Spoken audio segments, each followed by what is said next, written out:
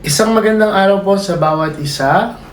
Purihin po ang Panginoon sa pagkakataon na makapagbahagi ulit ng kanyang salita. So sa oras pong ito, ipagpapatuloy po natin ang ating series Living with the Commandments. Parang 3 buwan na po natin ito pinag-uusapan at ngayon po ay nasa ikasyam na po tayong utos, which is, sabi po sa main text natin sa Exodus 20:16, you shall not give false testimony against your neighbor. No, hindi ka magsasabi ng hindi totoo laban sa iyong kapwa. Or sa atin pong subtopic, ang pamagat po ng subtopic natin is you shall not lie, truth that sets us free. Bago po tayo magsimula, tayo pong lahat ay manalangin. Panginoon, maraming salamat po sa pagkakataon na makapag-aral muli ng iyong salita. O Banal na Espiritu, ang aming dalangin ng patuloy na pagsama mo sa amin. Gamitin mo po ang iyong lingkod upang lahat po ng lalabas sa aking bibig ay magiging makapangyarihang salita mo na siyang babago ng aming mga buhay. Pagpalain mo po ang bawat puso na makakarinig ng iyong salita. Maraming salamat po. Ito pong aming dalangin sa pangalan ng ayong Panginoong Jesus. Amen. Ito pong utos ng ating Panginoon na do not lie, no? Or wag kang magsasabi ng hindi totoo, no? O sasaksi ng hindi totoo laban sa iyong kapwa. Binigyan ko rin po ito ng ating subtopic or verse na matatagpuan natin sa John 8:31-32. Sabi dito, then you will know the truth and the truth will set you free. So sa dalawa pong verses na iyon in the Old Testament and the New Testament ay ikot po ang ating pinag-aaralan. Katulad po ng sinabi ko kanina, ang salita po ng Panginoon ay hindi lang siya simpleng sasabihin na huwag kang magsisinungaling. No? So meron po itong malalim na dahilan kung bakit ito sinabi ng Panginoon. Kasi po, kung titignan natin sa utos ng Diyos, kung atin hahatiin muli, yung unang 4 na utos, ay ito po ay patungkol sa pagmamahal natin sa Diyos, relasyon sa Diyos. Yun naman pong kalahati, from 5 hanggang 10, ito naman po ay relasyon sa ating kapwa. Kung paano po gusto ng Panginoon na maging maayos yung relasyon natin sa Diyos, ganun din gusto ng Panginoon na maging maayos ang relasyon natin sa ating kapwa. Sabi nga sa salita ng Panginoon, paano mo mamahalin yung kapwa, kung paano mo rin minamahal ang iyong sarili, di ba? So, dito po, kaya po sinabi ng Panginoon sa Exodus 20:16, you shall not give false testimony against your neighbor, kasi gusto ng Panginoon na maingatan natin yung relasyon natin sa ating kapwa. Bakit po? Kasi itong pagsisinungaling ay nagkaka-destroy po ito ng tiwala. No? Tiwala, kunyari sa kaibigan, tiwala sa iyong asawa, tiwala sa iyong ka-churchmate, tiwala sa katrabaho mo, at nakakasira ito ng relasyon na hindi gusto ng Diyos. Kasi ang gusto lagi ng Diyos, merong maayos na relasyon sa ating kapwa. At higit sa lahat, hindi lang relasyon sa ating kapwa yung nasisira ng pagsisinungaling, ito din daw po ay nakakasira. It can destroy our character. No po? Makakasira to ng ating karakter, makakasira to ng pagtingin ng tao sa atin, at makakaseparate daw to ng character ng Diyos na dapat na nakikita sa atin. Diba? Na tayo na nagsasabi na tayo ay mga tagasunod ni Kristo, so magiging taliwas po yung ating gagawin doon sa dapat nakikita sa atin bilang mga tagasunod ng ating Panginoon. So, ngayon po, meron po tayong 3 pag-uusapan. Hingil po doon sa ating mga verses na pinag-usapan kanina. Ang unang pong bagay is, God commands us to live in truth. Ito po ay utos, no? Na tayo ay mamuhay sa katotohanan at hindi po tayo mamuhay sa kasinungalingan. Sabi nga po dito sa ating main verse, Exodus 20:16, you shall not give false testimony against your neighbor. Katulad ng sinabi ko kanina, at kung natatandaan nyo last week, no, ayaw ng Diyos na makasira tayo ng reputasyon ng ibang tao. At pag nasira ang reputasyon ng ibang tao, masisira ang relasyon natin sa kanila kung maaari tayo ang naging dahilan ng pagkasira ng kanilang reputasyon. At una sa lahat, hindi gusto ng Diyos na magkaroon ng division. No? So kapag lagi natin tatandaan, kapag nagkikreate ng division ng isang bagay o ng paghahati, lagi nating iisipin, hindi po ito galing sa ating Panginoon. So kapag nakita natin na nagkaroon ng division, buhat o dahil sa ating sinabi, buhat sa ating mga binitawang salita, so lagi daw tayo dapat mag-evaluate. Panginoon, ito ba ay galing sa iyo? Panginoon, tama ba ang aking ginawa? Kasi lagi natin tatandaan, lahat ng ating sasabihin, kailangan daw nagbi-build siya ng ibang tao. Ibig sabihin, yung ibang tao ay napaparangalan, no, nai-encourage, no, napapabuti, hindi daw nasisiraan at napapasama. Lagi daw natin tatandaan, ang gusto ng Diyos sa atin is a person that can be trusted. Ano po ba yung gusto natin? Yung parang, yung ibang tao walang tiwala sa atin o merong tiwala sa atin? Gusto ba natin yung ibang tao ayaw magbigay ng, ayaw lumapit sa atin, ayaw mag-share sa atin dahil wala sang tiwala sa atin? Or pagka gusto nilang maglabas ng anumang bagay sa kanilang buhay, ikaw yung naiisip na dahil kayo pinagkakatiwalaan nila. No? Dahil you are a trusted person. Sabi po sa Proverbs 12:22, the Lord detests lying lips, but He delights in people who are trustworthy. Pag sinabi pong detest, pag tinignan niyo po ito sa dictionary, ibig sabihin, galit yung Diyos. Ayaw na ayaw niya ng sinungaling. No? Ayaw na ayaw niya ng pagsasabi ng hindi totoo. Pero, sabi dito, He delights, gustong-gusto niya yung mga taong mapagkakatiwalaan. Kung titignan po natin dito, mga kapatid, napaka-importante sa Diyos yung ating mga sinasabi. No? Kasi sabi sa Bible, yung ating sinasabi, pwede siyang makapatay ng tao. No? Sabi nga sa Biblia, yung ating dila, pwede siyang makabuild ng tao, pwede siyang makasira ng tao. Alam niyo mga kapatid, hindi daw siya nagsisimula sa dila kung anong sinasabi natin. Maaari katotohanan o kasinungalingan, anumang bagay, ito daw po ay nagsisimula lagi sa ating puso. No? Sabi nga po sa Matthew 12:34b, for the mouth speaks what the heart is full of. No? Out of the abundance of the heart, the mouth speaks. So, ang tanong daw natin, bakit ako nakakapagsalita ng kasinungalingan? Ano ang laman ng aking puso? Maraming pagkakataon ng taon, pinipili nila magsalita ng hindi tama. Pinipili nila magsalita ng hindi totoo. Pinipili nila minsan na makapagsinungaling. Bakit po? Kasi una, maaari dala ito ng takot. No? Kakapagsinungaling sila because of fear. Kaya ang Diyos ayaw niya sa fear. No? Dapat na andoon yung patuloy na pagtitiwala natin sa ating Panginoon. Na yung pag-stand natin, nasasabihin ko kung ano ang katotohanan na kahit anong mangyari, ang Diyos ang bahala sa akin. Gusto ng Diyos yung pagtitiwala kaysa dun sa fear. Minsan ang tao daw nakakapagsalita siya ng kasinungalingan because of pride. No? Parang gusto niyang protektahan yung kanyang ego, gusto niyang protektahan yung kanyang pride. Minsan nakakapagsalita siya ng kasinungalingan dahil sa greed. Pag sinabing greed, dahil yung kagustuhan mong makamit yung mga bagay na sobra-sobra sa iyong buhay. Minsan out of selos, ng jealousy, minsan insecurity, minsan naman po dahil gusto mo ng approval, or minsan naman gusto mo makatakas sa consequences. Hindi ka handang tanggapin yung consequences ng action mo, kaya nangyayari, mas pinipili nating mag-sinungaling. But here's the problem. A lie may save you from trouble today, but it cannot hide the truth forever. Wala pong sikreto na hindi nabubunyag.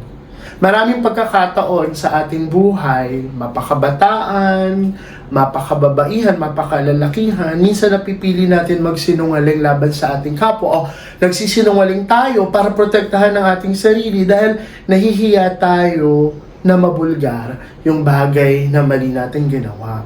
Pero sabi po dito, hindi daw po natin panghabang panahon mapoprotektahan yung ating sarili sa kasinungalingan o sa kasalanan na ating ginawa dahil mahirap magsinungaling eh. no? Bakit ang pagsisinungaling, kailangan mo siyang pangatawanan hanggat di mo inaamin na talagang ginawa mo yung isang bagay, no? Hanggat di mo inaamin sa sarili mo na meron kang pagkakamali, gagawa at gagawa ka ng patong-patong na pagsisinungaling na hindi gusto ng Diyos dahil gusto mo maprotektahan yung sarili. Sabi sa Luke 22:12-2, sabi na, there is nothing concealed that will not be disclosed, or hidden that will not made unknown. Isang bagay, isang katotohanan na sinabi ng Biblia na walang sikretong hindi mabubunyag. No? At kapag meron tayong kasinungalingan sa ating buhay, nandun yung bigat. No? Nandun yung bigat. Lalo pag di natin to inaamin, lalo pag di natin pinamumuhay yung sinasabi ng Diyos sa atin at patuloy natin kino-cover up yung ating sarili, maraming maaapektuhan. No? Yung testimony natin, yung masarap na paglilingkod natin sa ating Panginoon, yung relasyon natin sa ating kapwa, lahat po yun maaaring maapektuhan. Mga kapatid, kapag punong-puno daw po, no, ng kasinungalingan ng ating puso, dahil sinanay natin ang ating puso na hindi aminin ang ating pagkakamali, kapag daw tayo ay hindi tapat sa ating sarili, mahihirapan daw tayong maging tapat sa ating kapwa. No? So dito papasok na magiging madali na lang sa atin na magkakaroon tayo ng false accusation sa iba, magiging madali na lang sa atin na parang makapagsalita ng hindi tama sa iba, nakapagsabi ng hindi totoo sa iba. Bakit po? Kasi nasanay tayo sa ating mga sarili. Na yung dila natin, instead na maging dahilan siya upang mapagpala yung iba, it became our weapon against our neighbors. No? Napakadali sa ating dila, napakadali sa ating buhay na magkaroon ng ganitong klaseng kasalanan na maaari makaapekto sa buhay ng ating kapwa. Mga kapatid, ang gusto ng Panginoon sa atin, isang tao na laging sinasabi ang katotohanan. No? Isang tao na laging namumuhay para bigyan ng karangalan ng Diyos, isang tao na namumuhay at nagsasalita upang patuloy na ma-encourage, ma-build, no? maprotektahan, ma-bless ang ating kapwa. Mga kapatid, napaka-importante na sa bawat isang Kristiyano, na sa bawat isang tao, meron siyang tapat na puso at tapat na dila. No? Importante po ito. That we have, that we speak the truth, and then that we live with the truth. No? Napaka-importante nito sa ating buhay. So, pangalawa po, sabi, lies or yung kasinungalingan enslave us, but the truth sets us free. No? Yun daw pong kasalanan o yung kasinungalingan, ito daw po ay nag-i-enslave sa atin. Pag sabing enslave, para daw tayo nitong alipin. No? Para tayong preso na naandoon, nakabandage dahil sa kasinungalingan, pero yung katotohanan daw po ang magpapalaya sa atin. So ano po ibig sabihin nito, no? Sabi po sa John 8:31-32, if you hold my teaching, you are really my disciples, and you will know the truth, and the truth will set you free. Mga kapatid, ang kasalanan daw po ng pagsisinungaling, pagsasabi ng hindi totoo, ito daw po ay parang isang talikala na patuloy daw po tayo nitong bibihagin hanggang sa punto na matigas na yung ating puso at masanay na tayo sa kahit maliit, hindi na tayo natatakot sa pagsisinungaling. Hindi na tayo natatakot i-cover yung ating sarili para maprotektahan ang ating sarili sa bagay na pagsisinungaling. Mga kapatid, ang gusto ng Diyos, yung ating mga labi is to be a truthful lip. No? Sabi nga sa Proverbs 12:9, truthful lips endure forever, but a lying tongue is but for a moment. Ano po ibig sabihin nito? No? Yun daw pong pagkilala dun sa katotohanan na inuutos ng ating Panginoon, ang siyang magpapalaya sa atin forever. Pero po, yung kasinungalingan na maaaring iprotekta natin sa ating sarili ay maaaring maprotektahan ka sa ngayon, maaaring mawala yung trouble mo ngayon, pero panghabang panahon kang mahihirapan at patuloy na yung tanikala ng kasalanan ay ang patuloy na gagapos sa'yo. Ano pong ibig kong sabihin? Gusto ko kayong bigyan ng example. Pride versus forgiveness. No? Mga kapatid, maraming pagkakataon sa ating buhay. No? Maaari masaktan tayo, maaari may mga ibang tao na makasakit sa atin, maaari ang ating asawa, maaari ang ating kapatid, maaari ang ating churchmate, maaari ang ating kaibigan. At maraming pagkakataon, kapag tayo ay nasaktan, na ando na yung ating isipan na naiisip natin lahat ng ginawa nilang mali laban sa atin. At kapag may mga pagkakataon, nakaririnig tayo ng katotohanan na sinasabi ng Biblia na kailangan natin magpatawad, lalong papasok sa isip natin kapag nag-decide na tayo na sasabihin natin, teka lang, sige, patatawarin ko na siya. Papasok ulit sa atin ng diablo. Yung kasinungalingan na sasabihin, ba't mo siya patatawarin? Nasaktan ka niya. No? Kapag daw in-entertain natin yung thoughts na galing sa kaaway na kasinungalingan against sa sinasabi ng Biblia, which is katotohanan na kailangan natin magpatawad at magpakumbaba, we live in lies. Namumuhay tayo sa pagsisinungaling against the truth na sinasabi ng banal na kasulatan na kailangan nating magpakumbaba. Alam mo, it's somehow personal experience, no? So, siyempre tayo naman, may mga pagkakataon na sasaktan tayo at may mga pagkakataon sa aking buhay na pag inuutosan ako ng banal na spirito na magkaroon ng first move, minsan sasabihin sa akin ng kaaway, bakit ka mag-first move? No? Bakit ikaw ang magpapakumbaba? Nasaktan ka.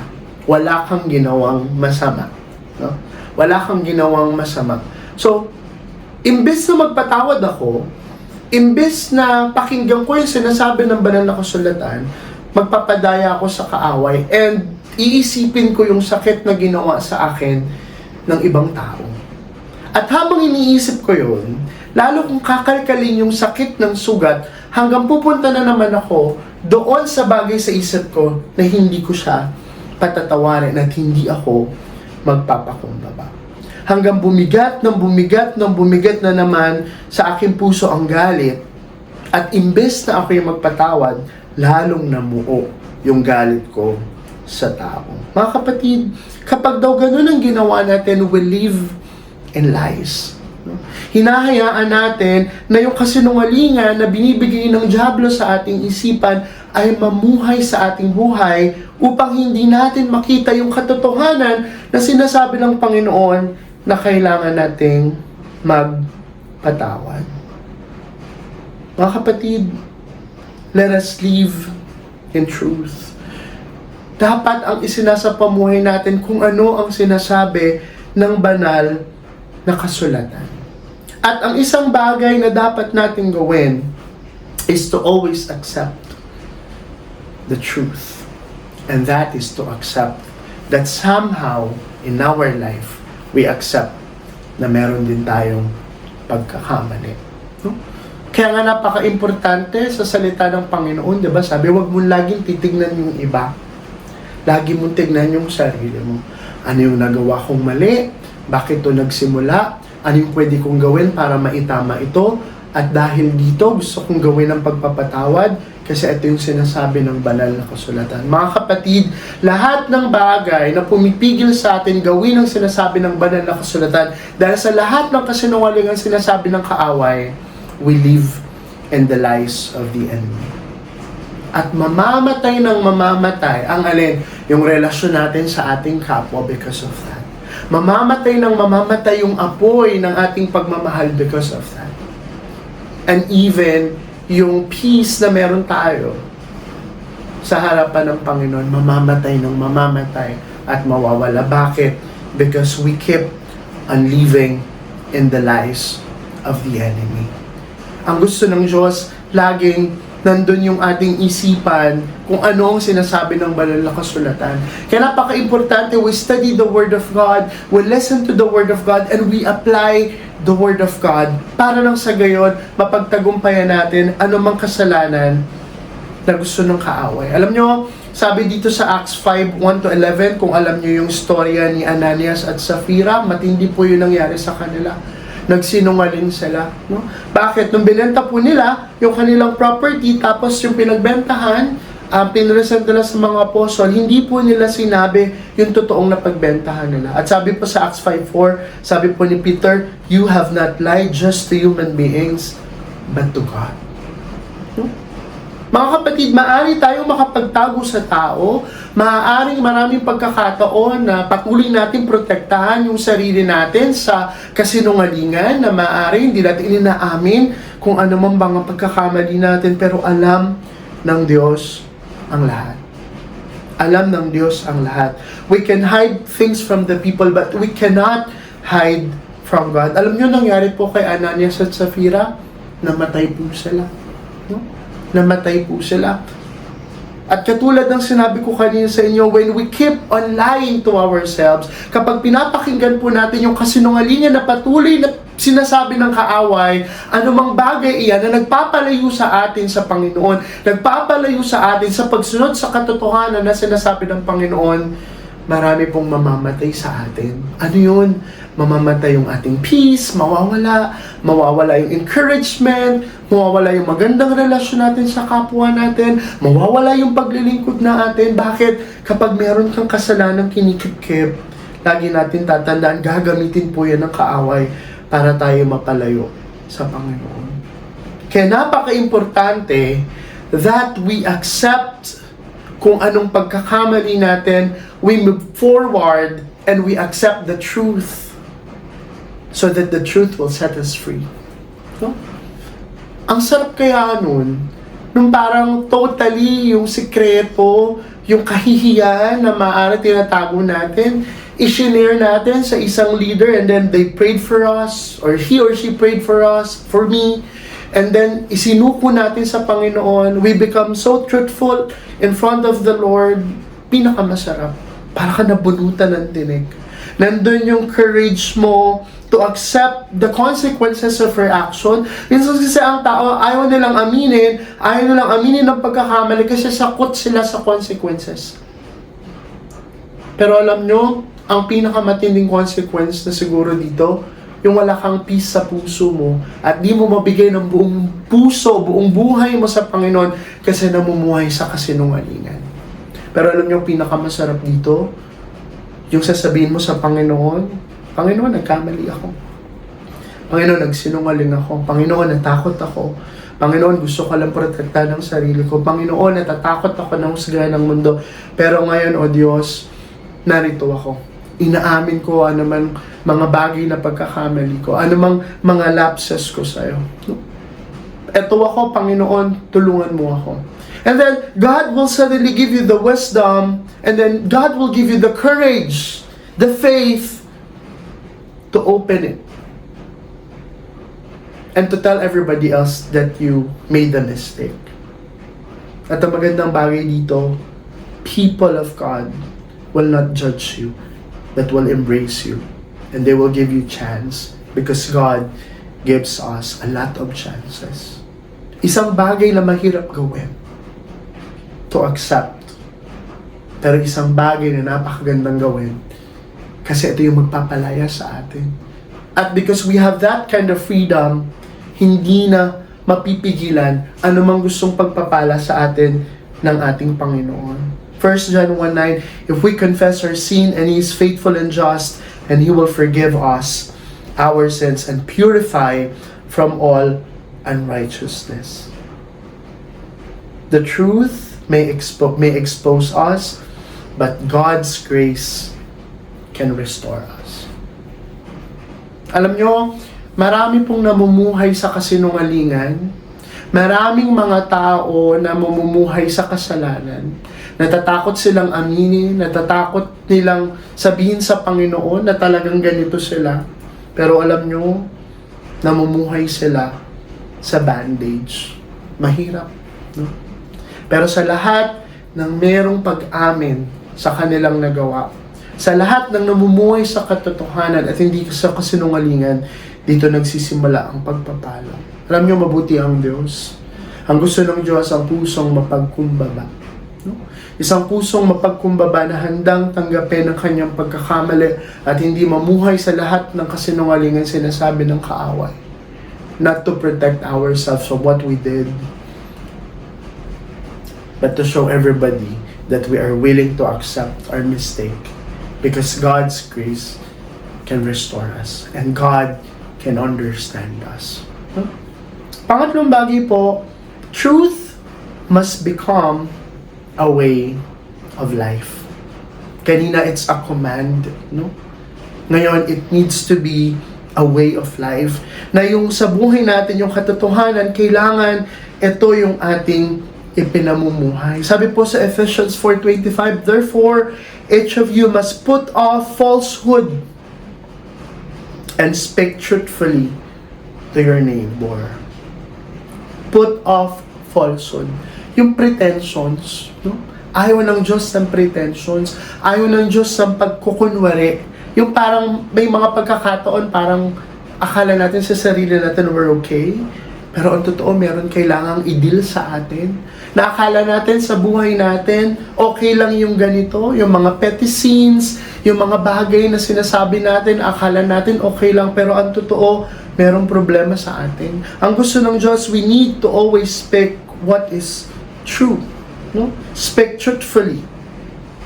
And stop lying in every area of our life. We need to speak the truth first in our family. But before that, we need to speak. Kanina pinag-usapan natin to speak the truth in yourself. Sa'yo magsisimula, no?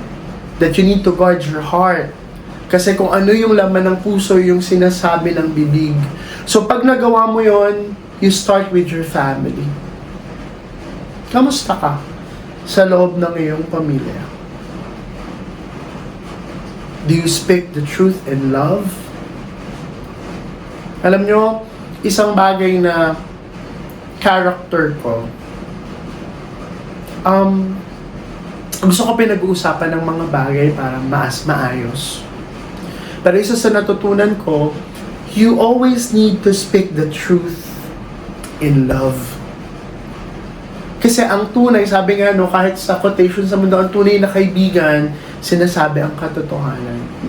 Hindi natin sinusugarcoat, hindi natin sinasabi yung hindi totoo. Importante sa ating pamilya, we always speak the truth in love. At sa bawat isa naman sa atin, kapag nasabihan tayo ng mga dapat nating gawin, we need to accept that.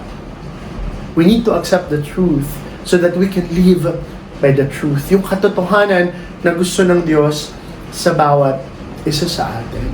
Kaya nga, napaka-importante para sa akin that you have open communication with your family.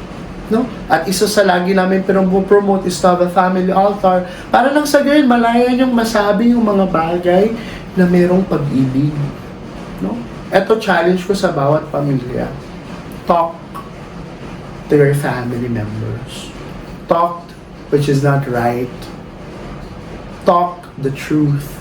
Meaning, pag-aralan nyo sa inyong tahanan kung ano ang sinasabi ng banal na kasulatan. Pag-aralan natin sa ating tahanan na sabihin natin kung anong dapat maging character, maging buhay ng mga taong merong Panginoon. Hindi dapat natin pinagbabaliwala na kapag nakita natin yung family member natin na nagkakasala, hinahayaan lang natin. Hindi pwede yun. Hindi pwede pag nakita natin yung family member natin ay napapalayo ng landas sa Panginoon, hinahayaan lang natin. Hindi pwede, though prayer is really important that we pray for them, but we need to tell it. We need to sit down. We need to talk in love. Para makita nila that you were really concerned to them. Kasi kung truly concerned tayo sa kanila, we need to speak the truth.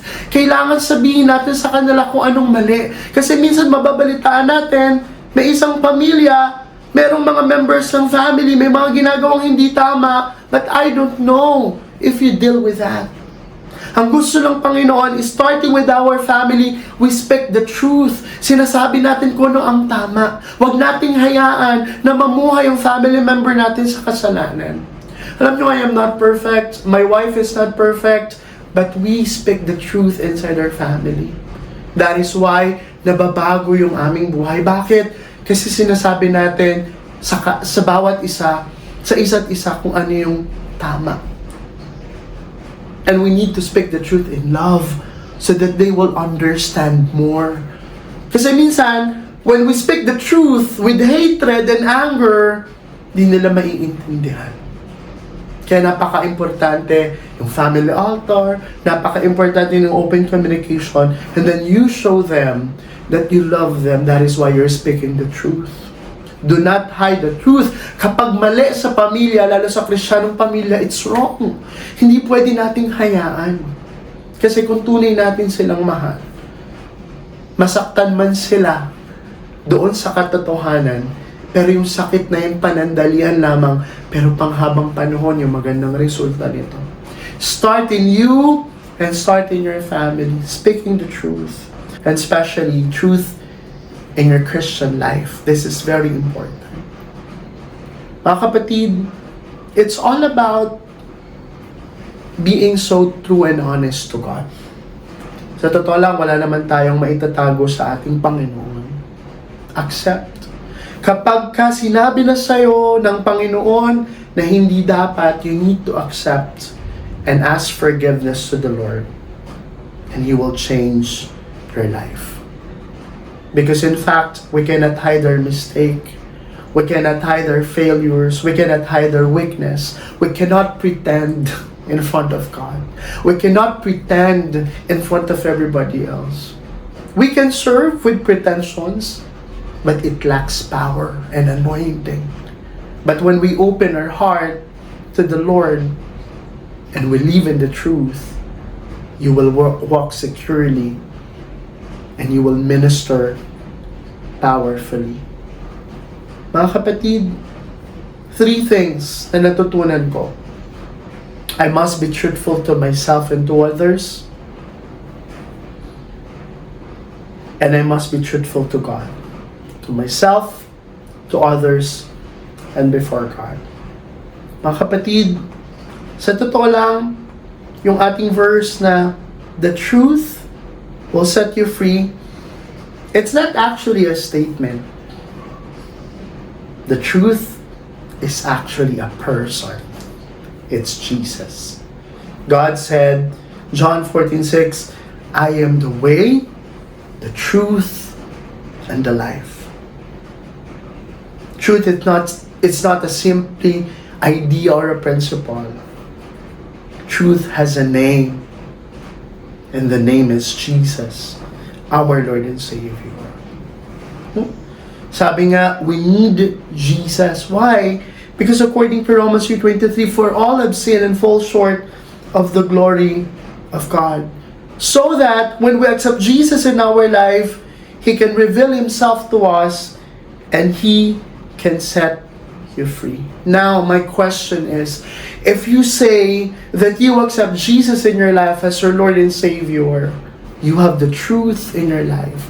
And that truth will set you free. He's calling you to be honest with Him because He can set you free. Set you free from guilt, from pretensions, from the burden of sin, freeing you from the bandage of sin na patuloy na nagpapahirap sa atin. Mga kapatid, we are imperfect, but He is perfect. Marami tayong pwede maging kasalanan, pero ang ating Panginoong Jesus, kaya niyang baguhin ang buhay ng bawat isa sa atin. No? We have sinned, ang dami, but Jesus is sinless. Kaya siya nga yung naging righteousness ng bawat isa sa atin. We deserve judgment, but Jesus took our place on the cross. Mga kapatid, stop pretending. Face the truth and bring your brokenness to God.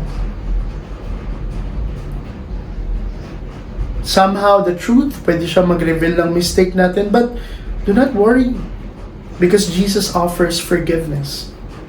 Maari yung katotohanan mag-expose ng weakness natin. We are weak, but He is strong. He can offer us strength. Maari yung katotohanan magpakita sa atin, magpababa sa pride natin. It's okay. Because Jesus can lift us up. Let us live with the truth, and most importantly, let us follow the truth. At walang iba yun, kundi ating Panginoon. Sabi nga sa Bible, diba? Kapag pinalaya ka, sabi sa John 8:36, so if the Son sets you free, you will be free indeed. Indeed. Meaning, sa lahat ng nagsasabi na sila ay may Kristo sa puso, hindi na dapat nabubuhay sa kasalanan, hindi na dapat nabubuhay sa kasinungalingan ng kaaway, pero tayo nabubuhay sa katotohanan. Katotohanan ang salita ng Panginoon at katotohanan na tinanggap natin ang Diyos sa ating puso upang tayo ay maging malaya sa kasalanan, sa kahihiyan, sa takot, sa galit, sa pride, at sa anumang bagay na patuloy na bumibihag sa atin. Mga kapatid, ang mundo ganito.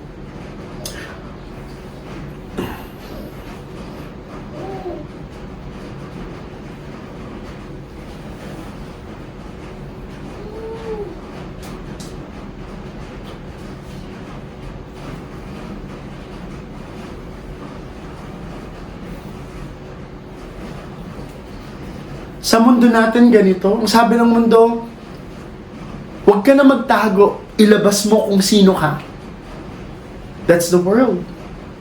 Kaya lang hindi natin pwedeng ilabas kung sino tayo because we are sinners in nature. Dahil dun sa kasalanan na yun, maaari gawin natin ang lahat ng bagay kahit laban sa salita ng Panginoon. Pero ito yung sinasabi ng Bible. Do not hide your sin. Bring it to light and allow God to transform you into who He created you to be. Ang gusto ng Diyos, mamuhay ka ayon sa Kaniyang kalooban. Mga kapatid, ang kasinungalingan sa ating buhay can put us into bondage forever. Kaya maraming pagkakataon, maraming Kristiyano, ang tagal-tagal na, pero nandun pa rin sa bondage ng kasalanan kasi una sa lahat, namumuhay sila sa kasinungalingan ng kaaway. Hindi sila namumuhay doon sa katotohanan inutos ng banal na kasulatan. Do not stay in the bondage of sin. Stay in truth. Because truth brings freedom. Choose to walk in freedom. Piliin nating mamuhay doon sa katotohanan para magkaroon tayo ng kalayaan. And nobody can help us but Jesus. So surrender to Him and be free.